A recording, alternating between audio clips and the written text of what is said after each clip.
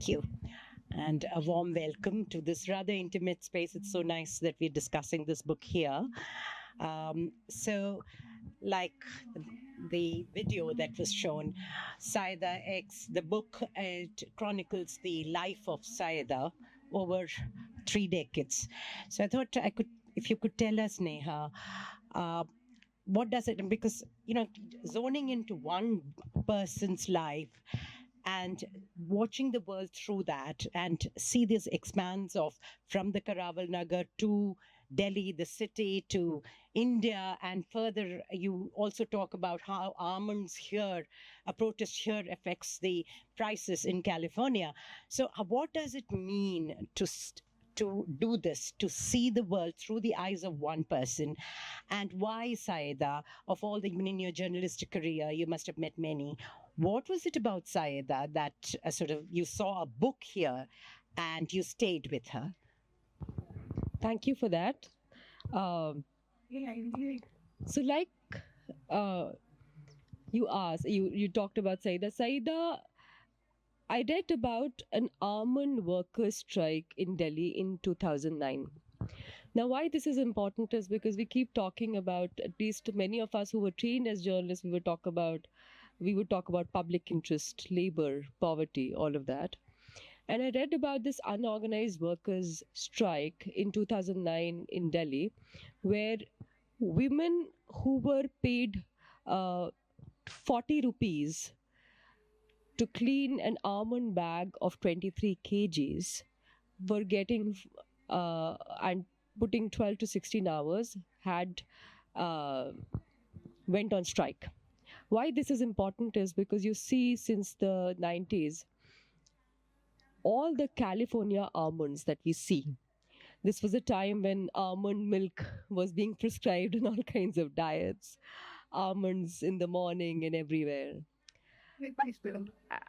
And almond basically cannot be broken, the shell cannot be broken, and it cannot be taken out with a machine, which is why all the North American countries send them here in India, where people manually do it, so that that whole seed that you eat is something that Saida and many women were taking out, which is not possible with a machine. So there's a huge sort of setup in Delhi where your walnuts, almonds are being taken out from the shells, and women like Saida used to do it. So they had this strike, and what is important is that after agricultural work in India, it is the piece rate work that women do. That is what is available. So Saida was part of the strike. I said earlier in one of my sessions, I said that this was a time when I started working independently as a journalist, because there was a lot of pressure to do stories on urban rich people. The newsroom I was working for said, do stories on rich people racing fast cars. Yeah, of course, yeah. Or another newspaper we know, a big newspaper, they had told they'd created a prototype of the person they want to sell the newspaper to. So that person was called Neha Chadda, this fake person, because Neha is like the most common name in North India. So Neha Chadda from South Delhi is the person they want to sell the newspaper to. So Neha Chadda is interested in technology. Neha Chadda is interested in bags and fashion. So everything should be written for Neha Chadda. So all these things were happening around me when I decided, okay, maybe there's something that I also need to do. So that's when I met Saida. And she told me that because of the strike, because this was around Christmas and New Year, and it's great that we're talking about it at this time, that strike managed to increase the global rates for almonds. And for me, it was very good because none of the trade unions, none of our other labor unions look at piece rate work as work. So that's how the book started. But let me be more coherent. Saida, essentially, like you said, she had come to Delhi in 1995. She was essentially a weaver in Benares, and her husband Akmal was an extremely specialized sort of weaver making certain kinds of saris. The Babri Masjid demolition happens, and then there are riots in a place called Lohta, where they live. And Saida's loom was burnt down. This was also the time when the when liberalization happened. So lots of power looms were coming in. Lots of people from UP and other places were moving to Surat. But that also meant that each power loom was displacing 30 handlooms. So this was the time when this majoritarian violence happens and she moves to Delhi. So when I started going back to 2009 and then later, when I started meeting a lot of women, I met two women. One was Saida and the other person was Lalita, who was also part of the book. Saida was displaced by sectarian violence, and Lalita, who was from the Musahar community in Bihar, she was also displaced by sectarian violence because around the time she was pregnant is when the Ranveer Sena, which was an upper caste militia, was attacking many people from the Musahar community and other communities. And Lalita was pregnant and she was scared for a child, so she moved in. And so those are the people I initially met. But when I started talking to them, what came to me, why I chose Saida is because when I would talk to women and ask them, do you work? And they would say, no, I don't work.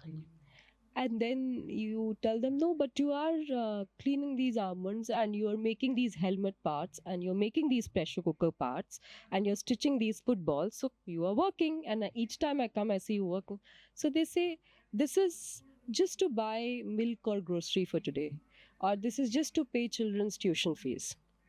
And so this was the standard response. But Saida at one point said that, no, there is more. And I have done all these jobs. So I can make tea strainers and I can package I can package wedding cards. I can make Ludo and chess pieces. And that's how it happened. So slowly she was more willing to talk about her work than the other people, and that's why it happened. And I realized in these 9 years of a conversation with her, I realized that a lot of things that she was talking about, whether it's majoritarianism, whether it's gender, whether it's about labor, whether it's about migration, riots, every possible thing that happened in the last 30 years was sort of parallel with what she had experienced. Yeah, but 9 years of staying with a story, and you must have had some kind of a premise, in mind, or what Sayeda represents, for instance, or even about the city. Because I grew up in Delhi, and whenever I read books about Delhi, I think, this is not my city. You can live an entire life and still not know so many parts of it. So I was just thinking, when you started working on the book, you must have had some starting point, but did that go through a change? What Saida represents, or what is the city about, this mishmash of home-based industries and so on? So how did that change? So initially, like I said, I was trying to talk to all women and they would not say that they work. And I also realized that here women would take up any work that would come their way, but the men, unless they are paid a time-based wage, they would sit unemployed the whole day but not take it up. And then one realized this is actually also a question of self-worth. So men have a higher sense of self-worth. So till you do not get 250 rupees, you're not going to do it. But women, if you're getting 50 rupees, 60 rupees, 70 rupees, no matter what is coming your way, you do it. So initially, I only wanted to look at, working class women in Delhi. Like I've written in the book also, in Delhi there are number of small and medium industrial units. Asia's one of the biggest wholesale markets for many things. So it is this chief female labor economy that exists. It actually has been made by a number of migrant women that are coming everywhere. So where Saida lives, Saida was displaced by Babri Masjid violence after Babri Masjid. Lalita was displaced by Ranveer Sena violence. There are later on in 2013, a lot of people displaced by the Muzaffarnagar riots also moved to this place. And this northeast Delhi is actually very interesting because it's borders UP.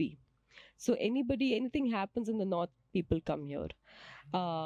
Or a lot of Rohingya women have started coming and living in the area. So this is the place where you want to work, but because there is patriarchal pressure, so you're not allowed to go out. For example, like a number of Rohingya people who live around Saida, the women said that we've been living here for 8 years, but we don't know the language outside because we've not been allowed to go out. But the men, because they go out and work, they're allowed to do it. So coming back to Saida, all these things were happening, and then one realized that Saida started opening up, and she was very happy that I was writing about her. So one day we went around and she told someone, "Ye mujh pe kitab likh rahi hai." She was writing a book on me, and her friends were like, "Why are you writing? What is this?" We are also doing the same thing. So that was Saida's story, but I also understood in the course in these 9 years. For example, I was in awe of Saida. So one day I sat with a notebook and I said, "Can you tell me all the things that you have done in these years?" And she got really, really irritated, saying that, "Would you ever ask a construction worker how many houses has he built and what are the addresses and what are the names of the owners? Because 3 weeks I'm making tea strainers, then 2 months I'm making children's walkers, and then 5 months I'm making pressure cooker parts. So it's not relevant." But Saida was always ready to talk. And her family members also eventually opened up to me. So, and that's where Saida's story is not just India's story and socio-political history of the last 30 years, but also the patriarchy and the dysfunctionality of the Indian family. So each time Saida was doing these 50 jobs, it was always her daughter who was assisting her. So one day I was speaking to Saida and asking, "Oh, really, you've done this?" And Reshma was like, "I'm going to tell you.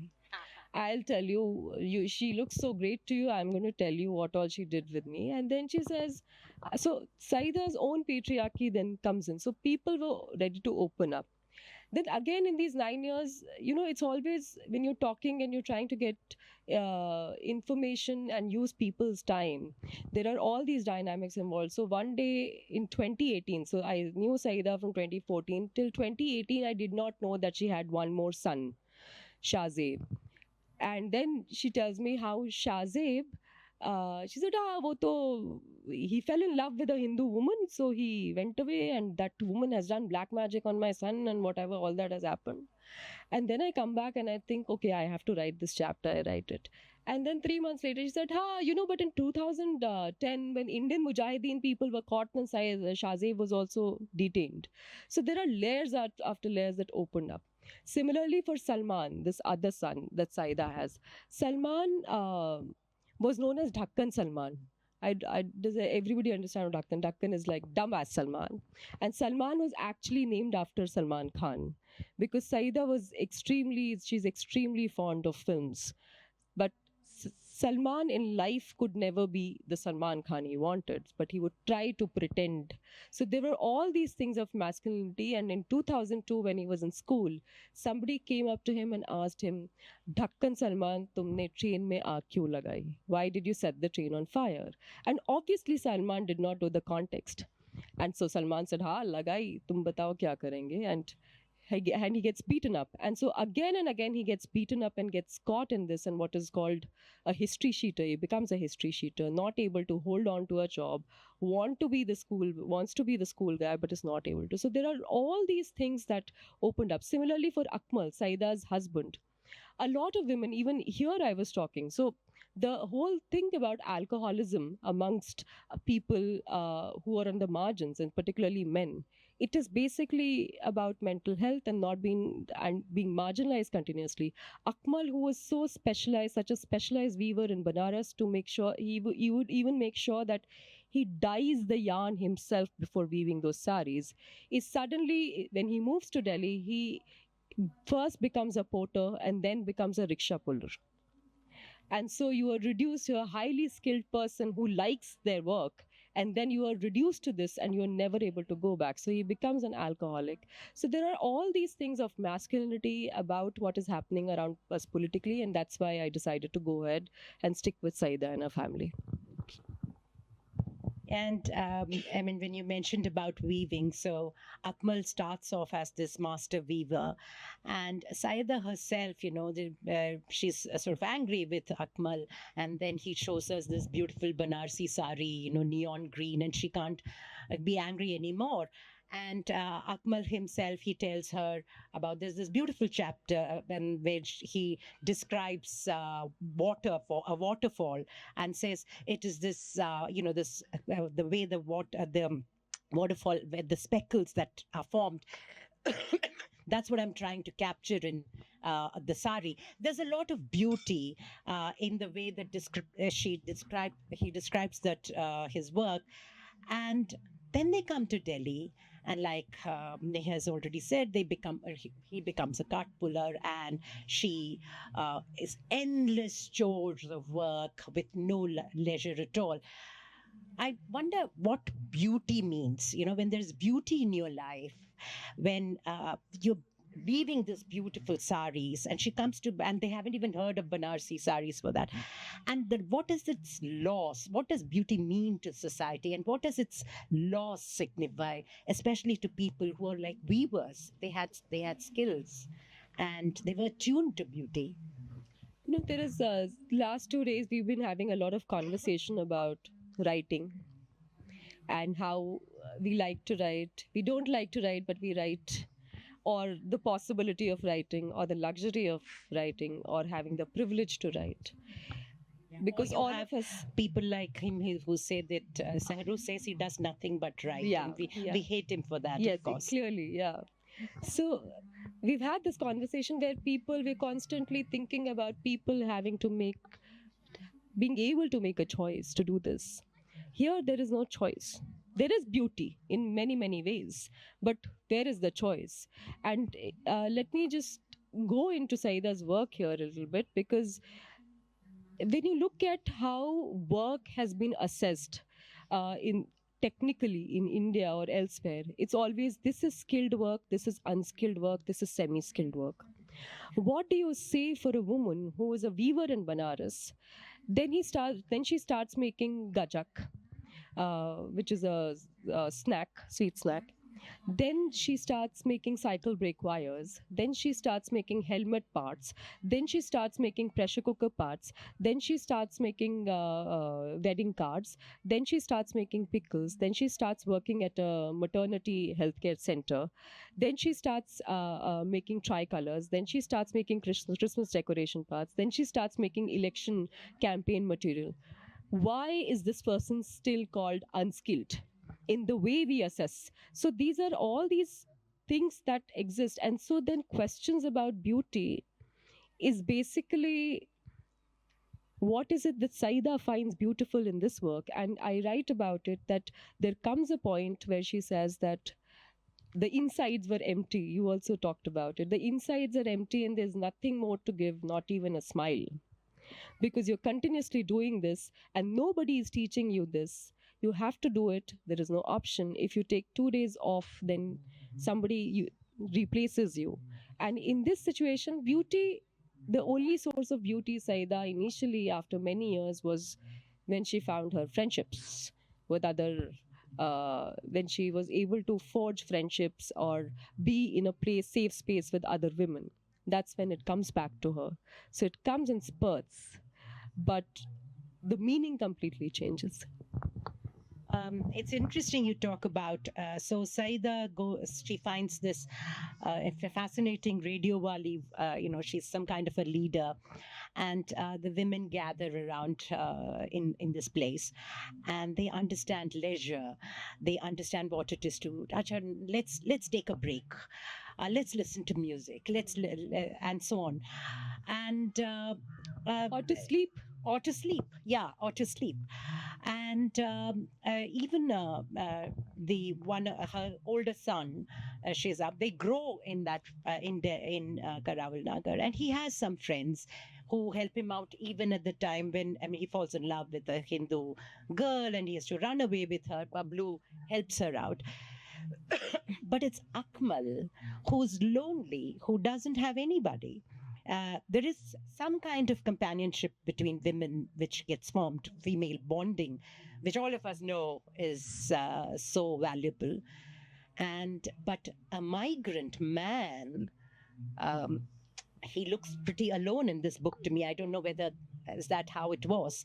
Do you think men, migrant men particularly, are lonely people, and alcoholism, etc., is a mental health issue which we need to talk So about? because you mentioned that, I'm going to read a little bit. Um this is from chapter 6. It's called Soft Toy. It was a cold grey winter evening in December 2012.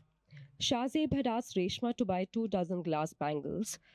Reshma took her own sweet time, carefully selecting the color and style from Som Bazaar, the weekly Monday market in Karawal Nagar. She assumed Shahzeb wanted her help in buying these to gift to a girl and thought he would let her keep at least half for herself. He took them all, which disappointed her. Shahzeb had dropped out of school after class 9 to supplement the family income. He was now 23. Having done odd jobs here and there for 3 or 4 years, he had finally been taken in as an apprentice at Bobby's shocker repair shop. He was tall, lanky, clean-shaven with large toned biceps after years of lifting heavy loads at shops, factories and construction sites. He had slightly long hair and he would wear a hairband both for style and to prevent it from falling on his face. Shocker repair shops are commonplace in India. They're present in almost every nook and corner of Northeast Delhi. It was a rolling business in Karawal Nagar. Everyone used bikes in the narrow lanes to carry raw material, finished products, machines, or just to commute.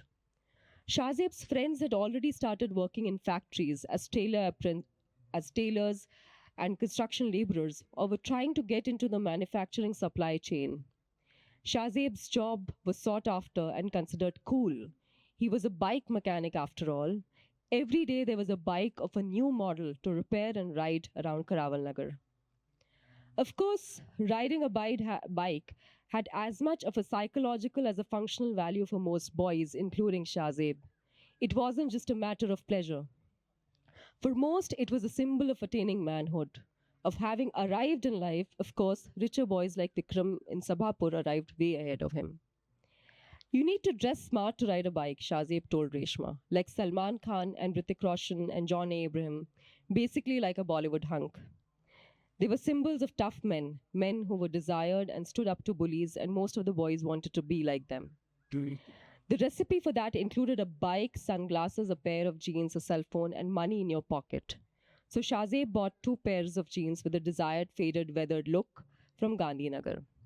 It took him 5 months to acquire all the tools of a desirable tough man kit. On 15 December 2012, Shahzeb's favorite actor Salman Khan was gifted a Hayabusa bike by the automobile company Suzuki. Salman Khan had mythic status among North Indian men. I'm going to skip some parts. A day later, on 16 December 2012, Shahzeb stuck a newspaper cutting with a picture of Salman Khan with a black Hayabusa on the wall. The same night, 4 men gang raped a 24-year-old student in a moving bus in Delhi. For an entire month following this, the national capital witnessed massive anti-rape protests. The last time one saw such an impromptu gathering at India Gate had been a year back when India won the 2011 Cricket World Cup. Men on bikes with Indian flags went in circles around India Gate, screaming, some taking off their shirts, some dancing on car roofs and bonnets. A week after the gang rape, Bobby, the owner of the shocker repair shop, asked Shahzeb to join him for a bike rally at India Gate. That was the day Shahzeb asked Reshma to buy the bangles. The police always came to the 20 young men left Karawal Nagar at around 7 in the evening. When they reached India Gate, 45 minutes later, there were around 30 more bikers waiting for them. Some had posters that read, "Damini deserves justice." The Indian rape victim had been given various names in this period. They all did several rounds of India Gate, yelling, "Delhi police down, down. Damini deserves justice." On their last round, they threw bangles at the Delhi police personnel there. Throwing bangles was a way of saying that Delhi police were not men enough to protect women. so they should wear bangles like women. Because for them, being a woman meant being weak. Shahzeeb was not bothered by all these deep things. He was riding a pulsar that had come for repair the same morning. It was a bike that was sold with the tagline, definitely male. For him, at this moment, he was as different from his father as possible. He was riding a bike at India Gate, where he had only been twice in all these years of living in Delhi. The ride on a winter night with a chill in the air made him feel invincible, top of the world, desirable, tough. The moment when you taste self worth for the first time in life, and the chance to humiliate Delhi police publicly made him feel powerful. Delhi police, the words ordinarily made Shahzeeb tremble with rage. Each time there was a burglary in a house or shop, a bike was stolen, or a dead body was found in the Nala, the police would come and pick up a few boys from the neighborhood. In Karawal Nagar, crime was rampant. Everyone fought. Gujjars with Gujjars, Gujjars with Pandits, Rajputs with Gujjars, Gujjars and Pandits with migrants from any community, Gujjars and Pandits with Muslim migrants, Hindu migrants with Muslim migrants, upper caste migrants with Dalit migrants, UP Muslims with Bihari Muslims, UP migrants with Bihari migrants. On the one day in June 2010, the Thakurs and the Pandits got into a fight over a common Delhi Jal board tap in Govindiyar. One Ompal was critically injured, there was violence. Everybody knew who had done it, there were witnesses. Yet the police picked up 21-year-old Shahzeeb, who had just started working as an assistant at a grocery shop. Aftab, a worker from Bihar in the pressure cooker factory, and Bablu, the barber next to the grocery shop. In a few hours, they let off Bablu, but Shahzeeb and Aftab had to stay till midnight. When Syeda came and met the cop, after getting a few tight slaps and a beating on his back from the cops, Shahzeeb was let go too. Aftab, barely 18, who had just come from Samastipur in Bihar, was sent to a police lockup and later to the overflowing Mandoli prison. Delhi prisons are overcrowded by 75%. They are the most crowded and violent in the country. The under-trial to prisoner population ratio in Delhi jails is 82%. Muslims with a 13% share in the population of Delhi account for 22% of under-trials in jail and 19% of the convicts. As many as 40% remain incarcerated only because they cannot procure bail. No one looked for Aftab. Nobody tried to get him released. 1 year later, someone told Shahzeeb he had been charged for that murder. The police always came to the sweatshops to pick up men, young boys who had recently migrated to find work. They would go missing for weeks, months, years. Very few were fortunate enough to have family members who would come all the way to look for them. Delhi became the city where poor young boys from UP and Bihar came and disappeared. I read this out because you asked about migrant men.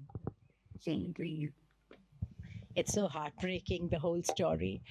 And when you're talking about Shahzeeb and his Salman fixation, and through the book, from Saida onwards, Saida likes that Tezab number, ek, do, teen. She thinks that's the height of romance. Her husband Akbar himself thinks that he's the bazigar. You have to lose something to win, and so on and so forth. And then there is this.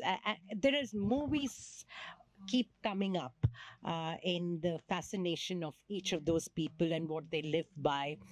There is also the tragic story of that guy who tries to sell plots, and Shahzeeb and the boys look at that place and say, it looks like the cityscape of Kranti Veer. So what is it about movies, particularly to people who live such precarious lives? What do movies mean to people? I don't know about people, but the people that I have written about in the book.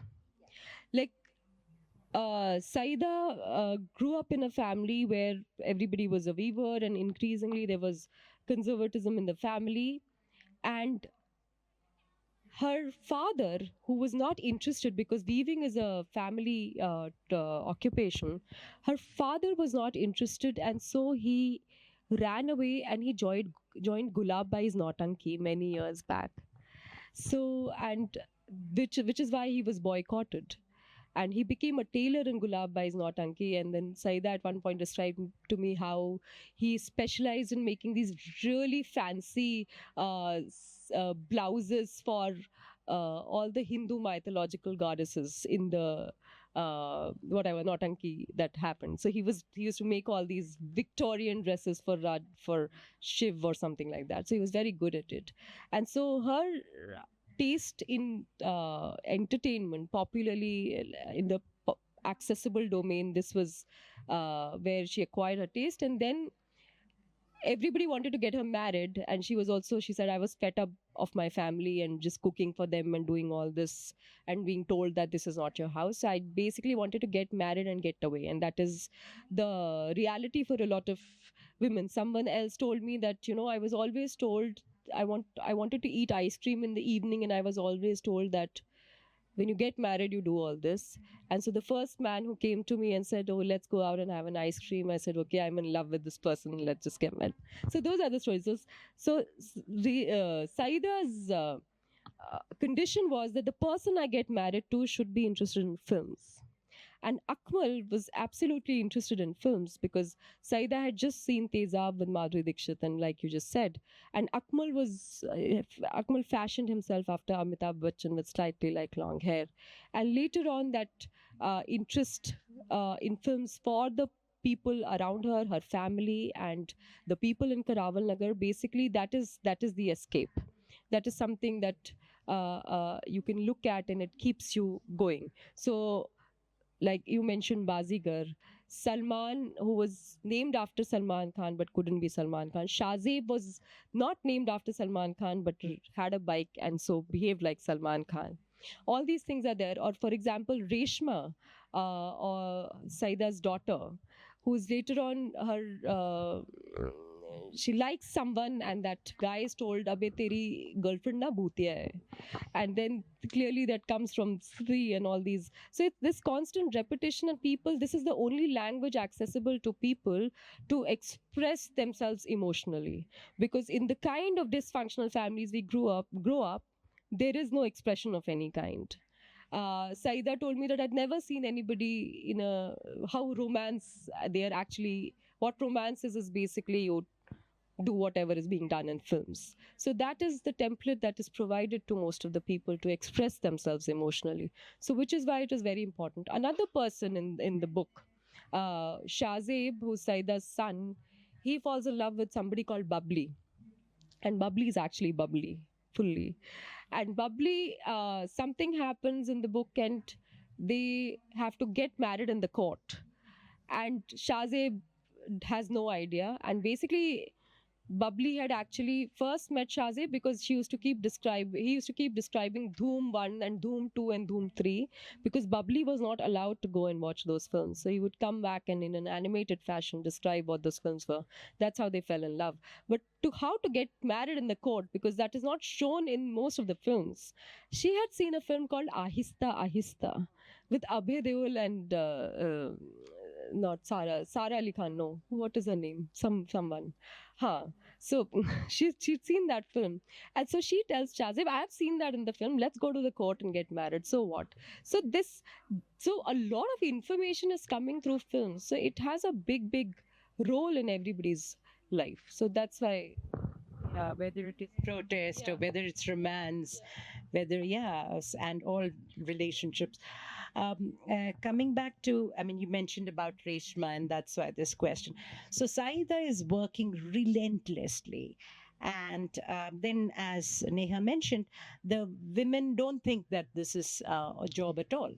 And there are parts where it's quite gut wrenching, where she talks about peeling almonds, like getting the almond out. So you soak it in acid, and then you kind of use your claws and everything to shell them. And then she can't eat with her hands because it's all bruised. And so at the Radio Bali, they say that almond shelling teaches a woman to eat with spoon. So they're doing all this work, but they don't count that as work. And I wonder how that pans out when you talk about economy and when you're measuring labor force participation, and when you're measuring employment, how does that pan out? And the other thing is about leisure. When she talks about banarsi fursat, when you do nothing and you while away time, and you at the radio wali, they are laughing or they're sleeping or they are doing something. So this whole concept of work and leisure. And coming back to Reshma, now Reshma is of her three children. Reshma is the one who shows academic promise. She's good at in school, but Reshma is the one that Saida goes, she puts all her jobs onto. So this self-perpetuating cycle of no leisure, and even after having seen the transformative potential of leisure at the Radio Valley that goes on, and work that don't even count, and then it comes back on to Reshma. Can you just sort of, yeah. So, couple of points there. First, about work and women. Of course, there's a lot of conditioning. So, like I said, when you don't acknowledge to yourself that you're a worker, how are you going to even ask for a decent wage? So, it starts with that. Of course, because you are a woman, so you have been conditioned to think that this obviously I'm supposed to do this. Now, here comes the state. Every year we read about how the labor force participation in India is going down. But when you turn around and when you see women everywhere are working. So who is bringing up these numbers? And then you see, like, the most comprehensive survey, like the NSSO also, when they do, they're not interested in asking two extra questions to actually see whether these people work or not. It's only based on the first response. Are you a worker? No, I'm not a worker. And then you move on to certain things. So there is no commitment to even see the kind of work women do. And this reflects in every possible thing. You talk about midday meal cooks, you talk about Asha workers, everywhere basically it's honorarium, because somebody is cooking midday meal cooks, and you're obviously a woman, and of course you're going to do it, so you are not going to get a salary. You'll give you an honorarium. Right? Similarly with Asha workers everywhere. And the same thing applies here. So you're not thinking of it as a work. So there's no commitment to find out how much women do for so less to keep every possible thing going around us. That's number one. Number two, you talk about... Can you just tell the audience how much does Saida make for that kind of work? Saida made, in the last 10 years, she's made 90, 120 sometimes, maximum 130 rupees for working 12 to 16 hours every day. And that too, she's not got this work for continuously 30 days, not more than 20, 22 days in a month. That's the money she makes, and many women like her. So that's number one. Number two, about Reshma. So Reshma is... Like I said, Reshma was like, oh, you're in awe of my mother. I'm going to tell you what she's like. I used to do all the work and assist her all the time. And still, on my birthday, she would make halwa and buy birthday cakes for my brothers. So, but I would pick up the load. So Reshma decided, I'm not going to work with this person. I need some space. So Reshma decides to work in a mall. So the job that she gets in a mall is of a bathroom cleaner. But Reshma is extremely happy because she's working in an air-conditioned environment. Somebody had told her that if you work in an air-conditioned environment, you get a fairer complexion, because Saida keeps telling her that you're not fair enough, you're not good enough, you're not beautiful enough. And so in her training as a mall worker, Saida is told by the supervisor, your lips are dark and you have to wear a lipstick. So Reshma is super thrilled, and she decides, now I'll go home and tell this mother, I'm supposed to wear a lipstick, so you dare stop me now. So all of this is happening. So there's a lot of resentment between the mother and the daughter. And Saida's own patriarchy makes her heart, basically her heart is so chota, so small, not big enough to say that my daughter is actually the one who's been there throughout, and my sons are not the people I thought they would be for me. So that also exists. So Reshma works in the small, and she sees that how every possible thing that her mother made is being sold in the small at such a higher rate. Demonetization happens. Here, the peace rate workers are not able to cook more than once a day to save on the cost of fuel, and everything is so expensive, and because informal economy depends on cash. And then she comes to the mall and sees all these people who have extra cash and they're trying to spend it. And so that's something she sees. The other thing she sees is that, for example, that's an experiment I think all of us should do and find out how many malls have a canteen for workers. Because Reshma told me that there was no canteen in the mall that where she used to work. So basically, her salary was 9,000 rupees for 12 hours, working 12 hours every day. And if you don't get food from home, when you get food from home, there is no place for you to sit and eat. So you basically eat in the janitor's room within the washroom. But if you don't get, you buy that 50, 60 rupee burger and you're not allowed to share, which means half your wage has gone. So that, and then at the same time, the amount of food that is thrown by the malls every day, the salads and the rotis that is unused. So they throw it, but it's not available. So that is the word that Reshma saw. Or the kind of electricity, like an average mall, the amount of electricity is enough for a Indian village for an entire year. But here, this. And then Reshma finds a story. She says, I found out that on the 3rd floor of the mall, there lives a female jinn, a jinnery, and her name is Priya.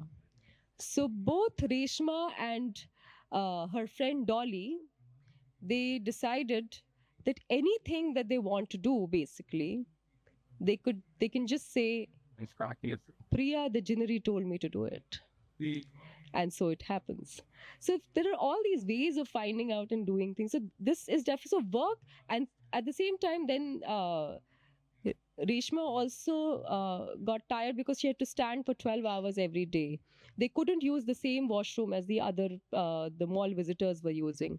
Or the fact that we keep talking about these social media influencers making reels, and Swachh Bharat had just started. So somebody came to a mall and did a rating of the cleanliness of the washrooms in the mall.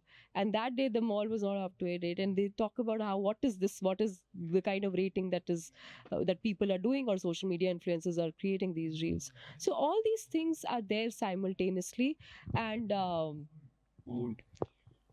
the fact that within all this, there is still, when we think of the mainstream media or the films that are made or anything that is there in the accessible public domain, everybody who's making our life possible is not there. There is a film called Bareilly Ki Barfi, but there is no Bareilly in it, right? So there is people have realized that, or there is a Patal Lok which is very well made, but Patal Lok also talks about the same people in northeast Delhi, but calls them Keede Makode, insects. So there are all these things, and there's no conversation. So sorry, I forgot your question, but I'll stop here. No, I think I was listening. Sorry, I also forgot my question, I think, but because it is so engaging. I mean, the fact that this girl comes out and she begins to work in a mall, and then she sees all these things, and she can see them. She studied, she has education. But and what does it all finally lead to? For instance, now we started this conversation by talking about that protest, the almond workers protest. They managed to get the wages hiked. They managed to get the benefits that they were asking for. And the women come together, and there also that girl, the girl who got raped. Lalita, no? Musahar woman. Yeah, Lalita. Yeah, Lalita. She's somebody who's always behind, whose husband doesn't even know that she's working. And there she is, at the protest, leading it and speaking as well. All this happens. So you do see a moment when you have this collective bargaining. But, and yet, it's just that one moment. And once that benefit comes, it goes off, and thereafter you don't see all these workers getting together. Why does it happen? Especially, why I'm asking is because we are now at a time when ease of business is big, and ease of business does not see labor laws as a friend at all. And so, what must be done, or what is it that is missing that even when you see the benefit, you can't carry it through? We're living in times when, for example, during COVID, the UP government led by Adityanath suspended labor laws for 3 years. So we're living in times where for 3 years you say you have no labor rights for 3 years. And that's acceptable and nothing happens. And of course, the media, of course, there's no conversation about it. These are the times when we live in. So these questions just don't exist.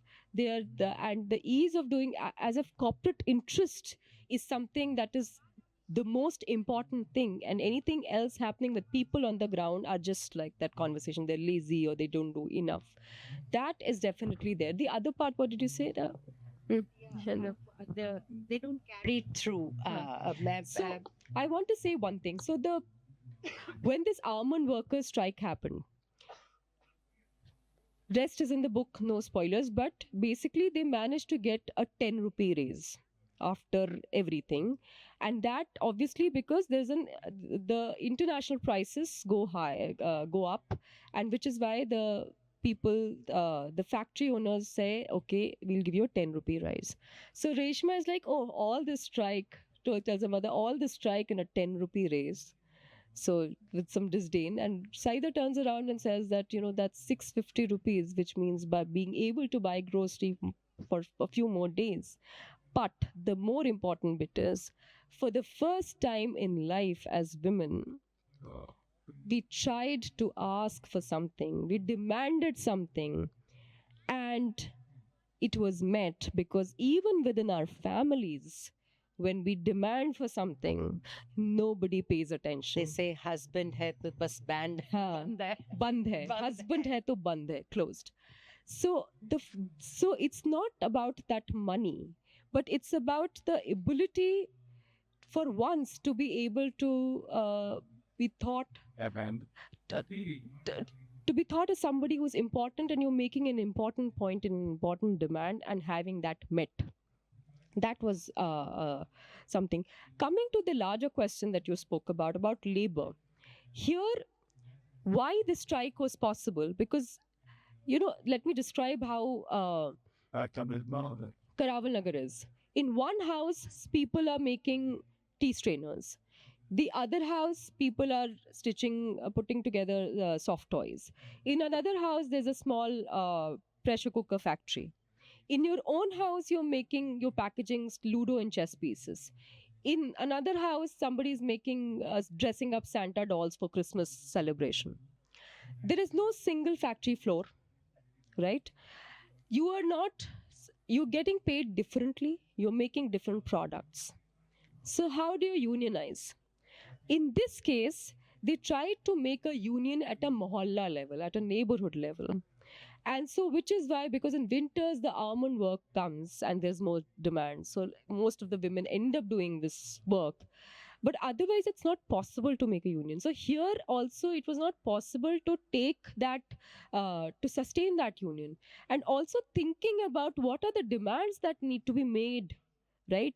So I'll tell you, so here what Syeda calls factory, activists call sweatshops. And Syeda hates activists, because they come and they say, don't use child labor. And what basically the team will do is take my child to the SDM's office, note down everything, give them one samosa, one banana. Yeah, click which a happens picture. once, right? Yeah, yes. And they come back. Or these people come, they shut down the factories, saying that this is causing pollution and lung problem and all. But basically they go back and again, we don't have work. So Syeda has absolute disdain for that. And what she calls factories are basically rooms in the houses of the subcontractors.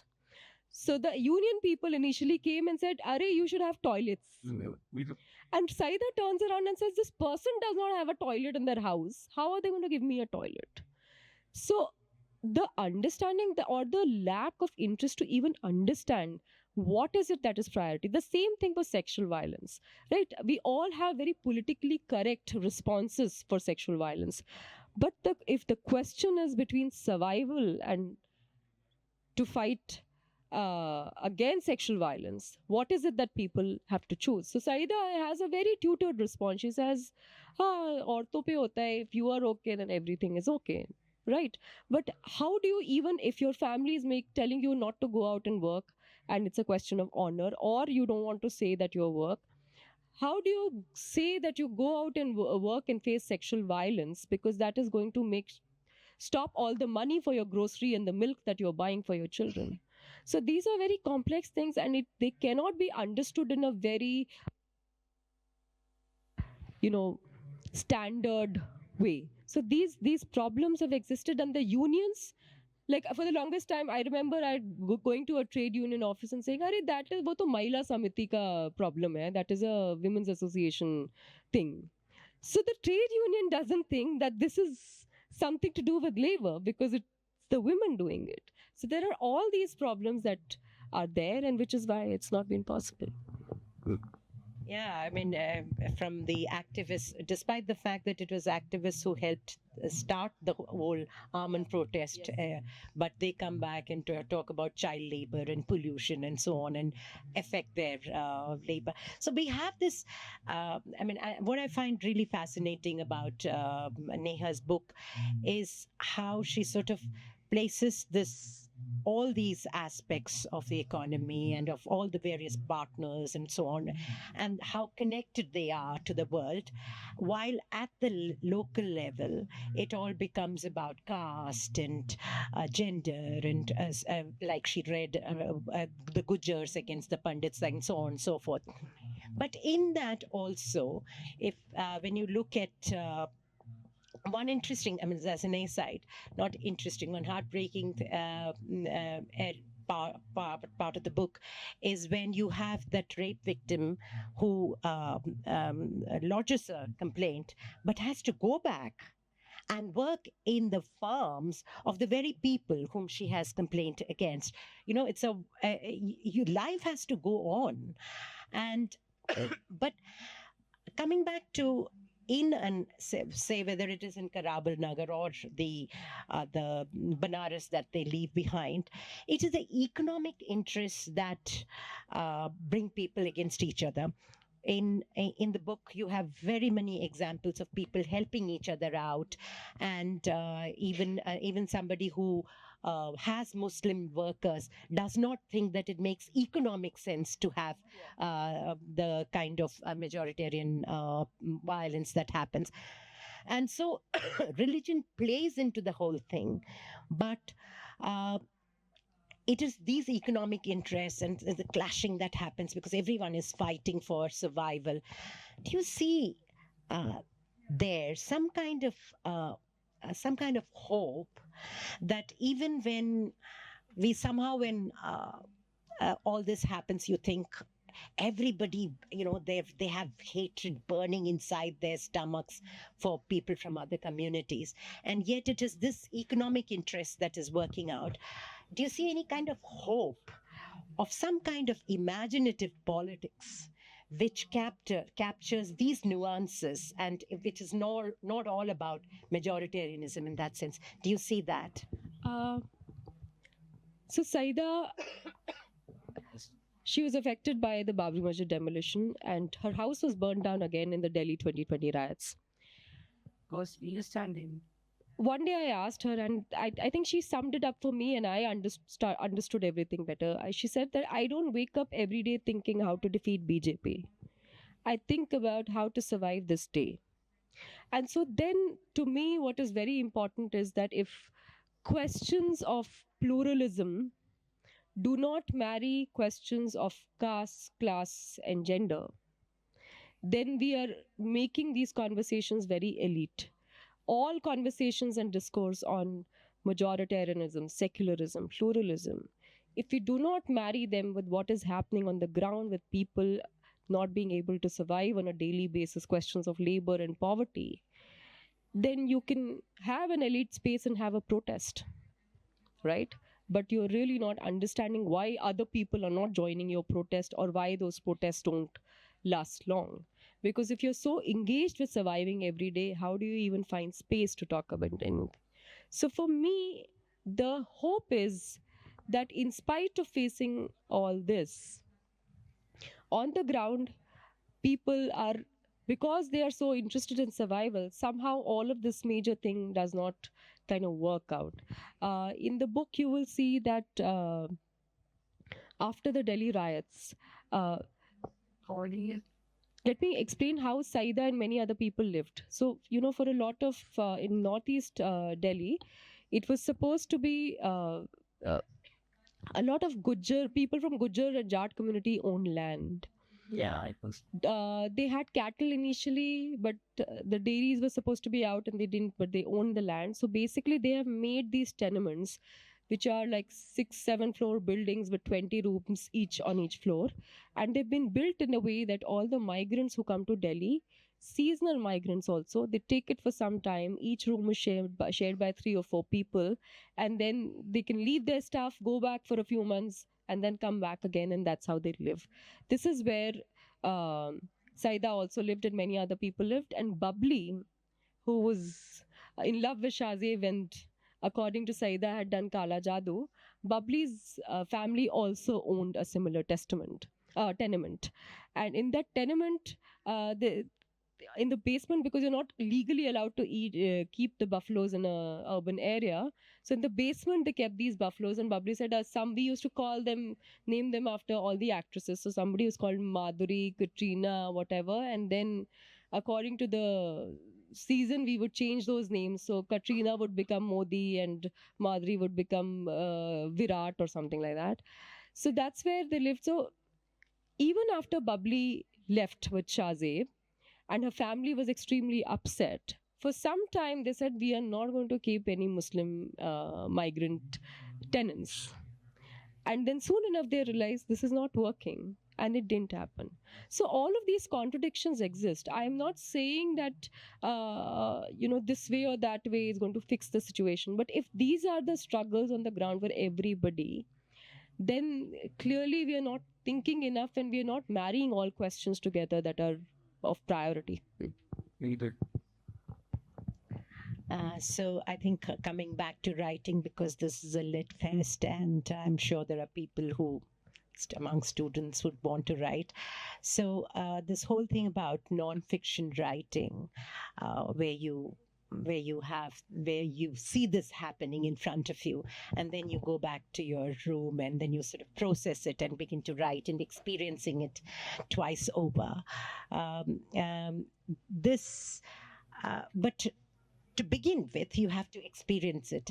So I think, especially for the youngsters here, how do you live a life which is interesting and varied, and complicated and complex, and capture all of it? Because now when you sit down and you say there are so many nuances to even say, for instance, the hatred or any of those aspects. It's so complex, but it's so rich. So what is it? How do you capture? How do you become this sponge that sort of attracts these experiences, and how does that happen? I wish I had a profound, very organized. How do you seek out these stories? Not so much of profound as much as or do stories seek you? How do you seek them? How do they come to you? I'll talk about this book. Generally, I don't know. I'm a bad example otherwise for everything, because I took forever to write this and I had no discipline, and there was always a chapter deadline that I hadn't met. Initially, and which is why probably because the book was not supposed to go on for so long, and then Delhi riots happened, so I also had to include that. Initially, for the first 4 years, I was only going and having unplanned conversations, group discussions, informal conversations with most people that I could meet in that area. Just to be able to understand, because I also realized that I also had a very typical way of thinking, which was actually very, it was just wrong or false. So I also had to decondition myself to understand a lot of things. And the other thing that I understood is that, memory is very selective. So like I said, till 2018, she did not tell me about Shahzeb. Till 2019, she did not tell me about her father who had run away and joined a Nautanki, because there was so much stigma to talk about a person who left the weaving tradition and went and joined a Nautanki, which had its own whatever. Yes. So it comes in, and for me also, they also had a lot of questions about me, because when you ask personal questions, when you take people's time, then they also take your Such as what kind of questions would they ask you? Other why than don't you have why don't you have children? And for 9 years, why don't you have children? And you say the same thing, but why don't you have children? And then they say, acha ye kha lo to ho jayega. Huh? So basically stuff like that. And so that was one part. So only in 2018 is when I started organizing everything that I'd got. And then after 2018, I started going back and asking questions that weave all this information together. That's when, for example, I saw the whole thing about films you said. I saw that Hayabusa poster basically in Saida's house. That's when I started asking her about films. And that's when she said, Are Salman to isliye we called him Salman, because Salman Khan. And this guy, who would marry this guy? But I married him because he had also seen Tezab. Right, or the fact that he cooked for me, because nobody had ever cooked for me, gajar ka halwa, and the fact that when he would cook, he would keep one katori of sabzi away from me before adding chilies, and nobody had done that. So it's also how starved we are for any kind of care or love or affection, that even somebody does some small thing and then that completely changes your life on that action. So those are the things that, so a lot of it was going back. And then I realized when I started arranging all this information and doing follow-up questions, asking more questions, that okay, when you took the bus first time to go out and work in a factory which was away from your workplace, she said, yeah, I went to that bus, I took that bus, but the tiffin I had packed, because when you go in a DTC bus and if you're standing, the person who's sitting is supposed to hold your bag. So she gave this woman to hold her bag, and when her Saida stop came and she was about to get down, the tiffin had leaked, because she had packed dal and roti, because she did not know that if you're doing such a long commute, you have to pack things that don't leak and you have to have something dry. So those things came up as, later on when I went and asked questions and thought about these questions. So that's how all of this came together. So I wish I could say that there's a process and you do this and whatever. Yeah. But with me, I was telling him that for me it doesn't come so effortlessly, so it almost feels like sandpaper on your skin trying to organize all of this. And yeah, that's how it goes. But I guess there's a lot of patience, and there is sticking with the story and going back, and they opening out to you because you're able to, and you're genuinely interested. And you started by I found that so touching that you said you had such respect for Saida, and that I guess is mutual, and that she now feels mutual. I don't know. In the sense that she's very happy. Dismissive she's of very me. Happy. Yeah. She's very happy that you're writing. She saw the book cover and she said, "Why have you made these? You've written a book about me and made these ugly screwdrivers." So, yeah, that's true. So, that's true. That is quite ugly, by the way. Yeah. So. Yeah. So, but in the sense that she was happy that you wrote a book about her. I mean, it's and that you found, it's these small acts, like you said, someone takes out khana without mirchi. Someone has found my life interesting, and Saida has this Jadu Ka Pitara with 50 odd job screwdrivers and so on. That's a testament to her life, and that you have chronicled it. No, it's an amazing book. I loved the book. It's got a heart in its place, and it's got all this very, very interesting characters, some of you whom she's spoken about, and their love for movies, and yet and how they find beauty and so on. So thank you so much for writing this book, and thank you for this conversation. It was. Thank you so much. Thank you to everyone. Yeah, thanks. Hello. Yeah. I had seen this book the week it was released in my friend's room. This was around Onam and I was very curious of the X in your title, and I flipped through it, and then we were having a conversation. I looked at the introduction, and I was in Delhi. It was in near Okhla or something. And then like, ye kya fayda? This is almost everything we hear every day, right? And then I think after a long time, I saw the book again, and then I saw more of what's written and what you mentioned today. And now I think I'll have to go back to that book. My question is, so like this is just a thought that comes to my mind all the time. I'm pretty sure it comes to you every day because you've been working on this for the past decade or so. So when we talk about such problems, that's kind of mixed between communal division, caste problems, labor, class, everything. So the more we talk about it, we find us speaking to an audience that is like-minded, right?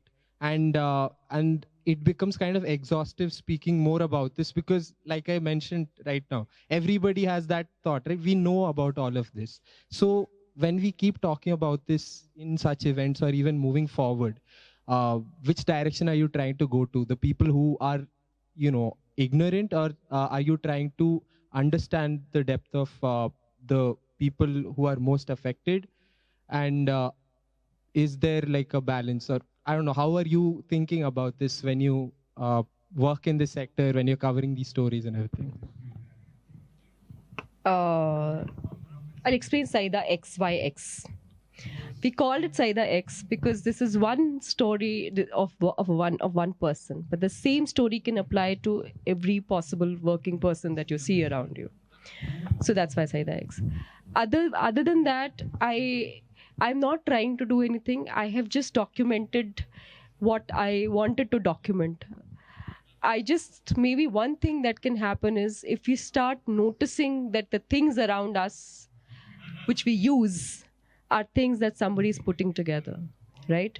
If there is a cable here and it is plugged in, somebody has packaged it and put that in a packet. And if I'm using a pen and it has a spring inside and somebody has put that spring and put the riffle together and put. So basically things that are around us, somebody is doing it, which is not in our popular sort of imagination any longer. So if we start noticing all the things that we are using are made by people who are being paid a pittance and are not talked about and are not on priority for anybody in this country, I think that is enough. I don't want to do anything more.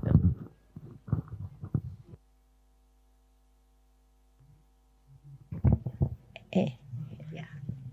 I just also wanted to say, when you read the book, it's these little details that are so interesting. So there is this whole thing about a calendar, and so they take that spring, because you mentioned about the wires. They take that out and then use it again.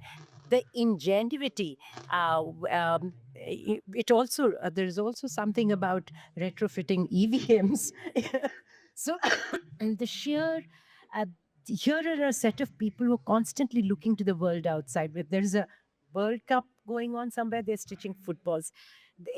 I think, what struck with me particularly was these little details that, although we may know things generally, but how exploitative, how extracting these things are, and also the sheer ingenuity. I have a question that's not very directly related to your book. So there have been 2 or 3 incidents in the past 2 3 days that have sort of kept bothering me. That have just like sort of been in my mind. One incident is of this guy who went under the wheels of a train and traveled for 250 kilometers because he couldn't afford a ticket. And then there are these two separate communal incidents on Christmas Day in Dehradun and in Lucknow. In Lucknow, there's this big group of people who are they were that was all over social media. And then in Dehradun again, there's this in the city center there was a cross and there were Christmas decorations. And right next to that, there was a big mob of right wingers and who were sort of attacking and questioning why we have symbols like that. So I sort of I mean the thing that keeps bothering me when I read about incidents like this, and especially about Saida, her family, everything, is do you ever think that, do you ever think why there is no civil war right now where people are just like, not, uh, where people are just, not just coming, barging into our homes and just throwing us out and just burning everything down?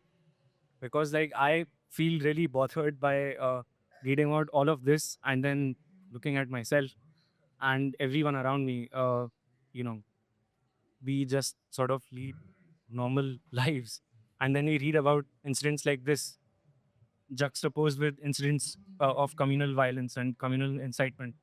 So that sort of, do you ever have any thoughts as to why uh, a really big civil war, or but I don't know if civil war is the right term for it, but do you ever wonder if why such a thing still hasn't happened? So I don't have an answer for everything, but I would like to say just because you speak about violence in South Asia, in the Indian subcontinent, in this country, and whichever state we are from, we since our childhood we have been taught violence as a language.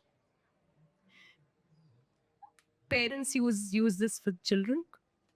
Still, siblings use this amongst ourselves. We are told, oh, we have not done this, you'll get one jar, basically. So the instead of being able to say anything else, our communication is through violence. And which is why it has been normalized so much that it becomes part of your life. Of course, there are all kinds of hierarchies and majoritarianism, and there's caste violence, there's gender violence, all of that. But the fact, like you said, why are people not rising up is because a lot of that violence has been normalized in our lives, right? If the police is coming and giving you two japad and detaining you, if you manage to just get out and there's no longer sentence, that's okay. And that has been normalized in our life. And so it is this normalization which is like a deeper thing to work with. So you want everything to change within our own systems. You have to stop saying, okay, let there be no violence. So I don't know. I don't have an answer to this, but this one point is something so integral because Saida keeps slapping Reshma all the time, and then is worried about why her sons are going out and beating up other boys, and then why is the police coming and beating up my boys, and why is there communal riots suddenly in this area? So all of these things are connected. Rahul, do you have an answer to that?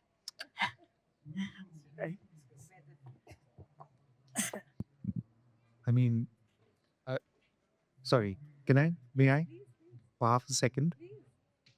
Um, I've written a book where for about 7 or 8 years I kind of looked at this subject, and I mean, like you, I I kept thinking in terms of where is the conscience of why are we all not just standing up and rejecting it outright? And I think it's such a complicated answer. I think it has so much to do with upbringing, has so much to do with our information ecosystem. It has so much to do with our own sense of self as citizens in this country and what rights we think we have and how we apply those rights to ourselves and to others, and who we think should have those rights in the first place. I also think, though, that we tend to sort of see what's in front of us in a very dire way.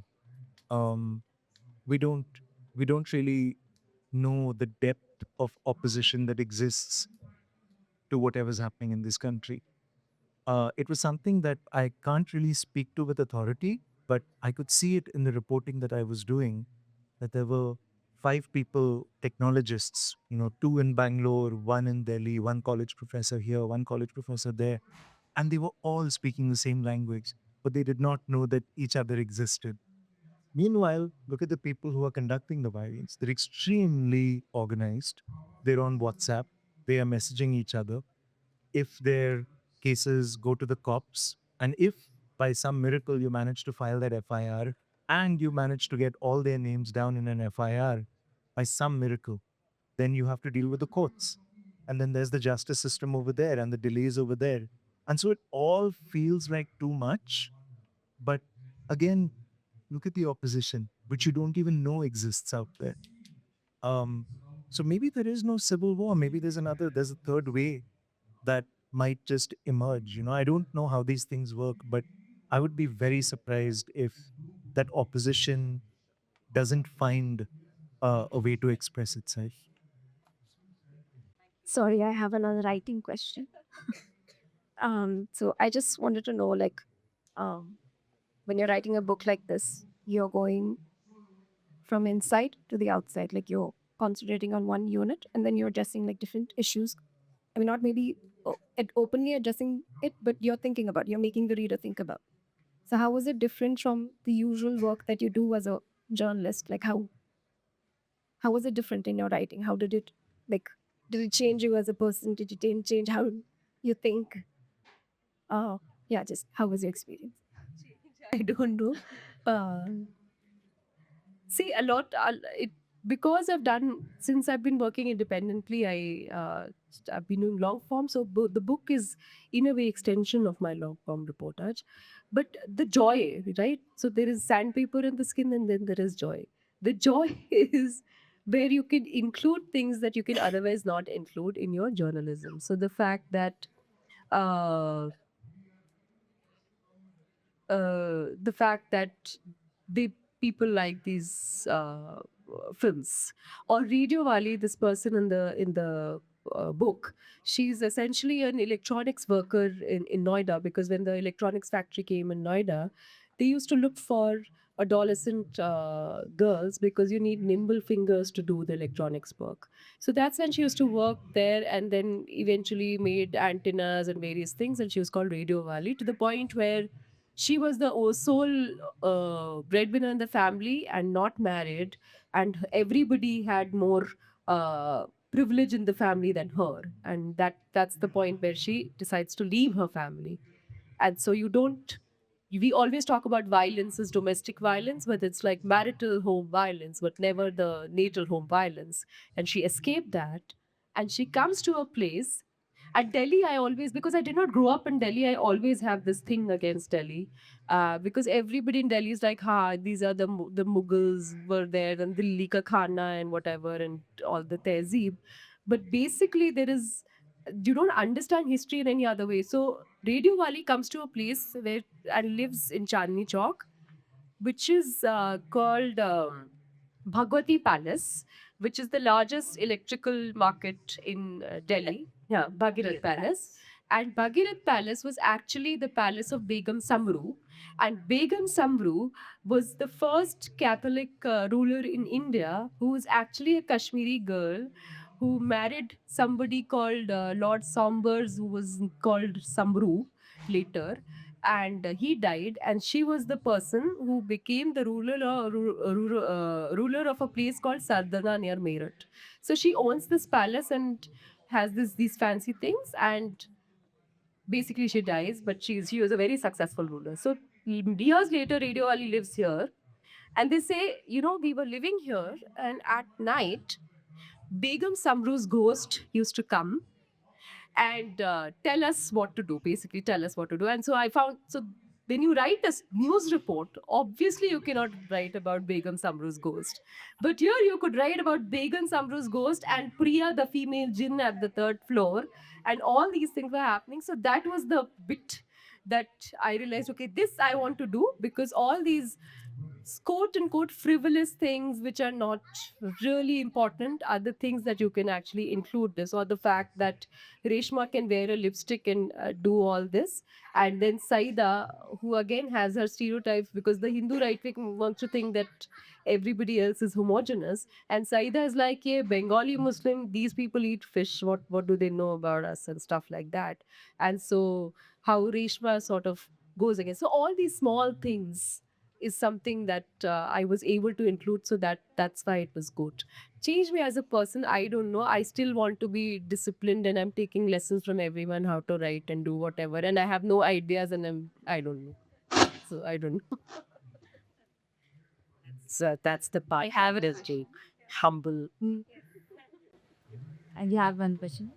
Let's say Reshma was so Like she got very lucky in life. She got very, very well educated, and she wrote this book.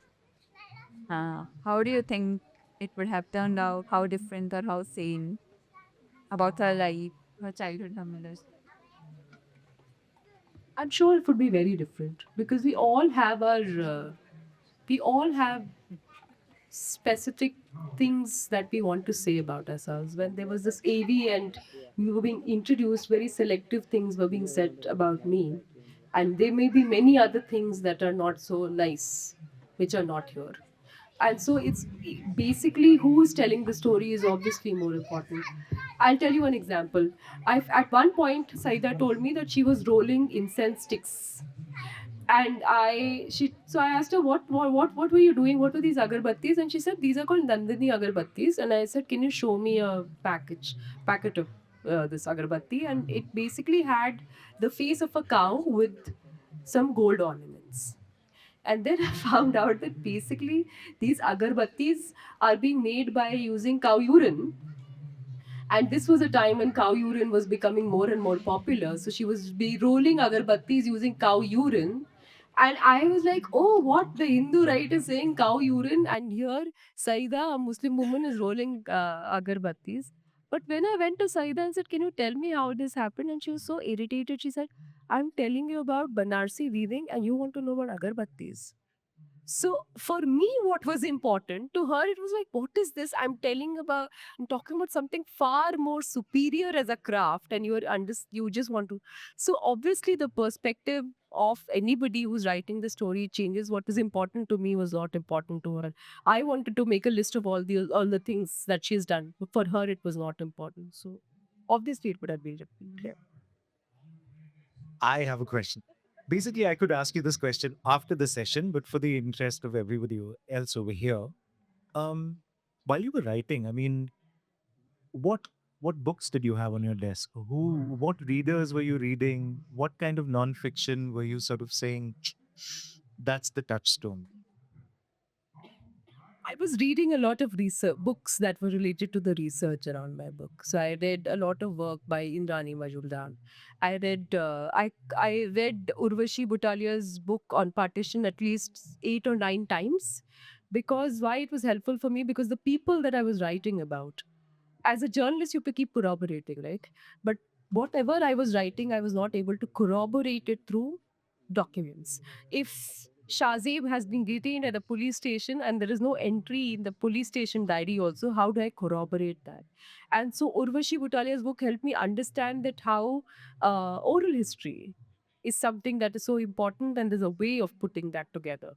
Or the fact that people on the margins most of the time do not have documentation for what they have faced. So that was very helpful. So in terms of women's labor, in Rani Majumdar's book, in terms of oral history, Urvashi Butalia's book, of course, Catherine Wu's book, one read because she had written about this. And then I was also reading a lot of short stories to be able to structure my thoughts better. So all the books that I was reading had some utility, and I'm so ashamed to say that it very utilitarian purposes that I was reading. But these are the books that I was going back to.